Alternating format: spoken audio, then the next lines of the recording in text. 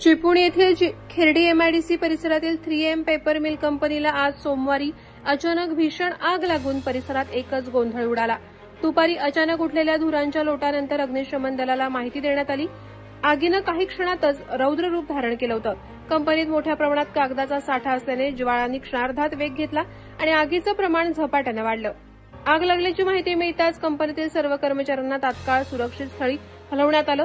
सुदैवाने आतापर्यंत कोणतीही जीवितहानी झाली नसल्याचं समजतंय।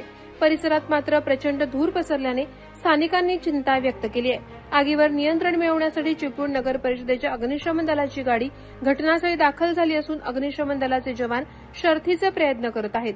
अर्ध्या तासाहून अधिक वेळ ज्वाला भडकलेल्या स्थितीत असून आग आटोक्यात आणण्यासाठी पाणी फवारणी आणि इतर उपकरणांच्या सहाय्याने प्रयत्न सुरू आहेत। आगीचं नेमकं कारण अद्याप अस्पष्ट आहे। प्राथमिक अंदाजानुसार विद्युत बिघाड किंवा मशिनरी ओव्हरहीट झाल्याची शक्यता व्यक्त केली जाते। दरम्यान पोलिसांनी परिसर बंदोबस्तासाठी ताब्यात घेतला असून पुढील तपास सुरू आहे।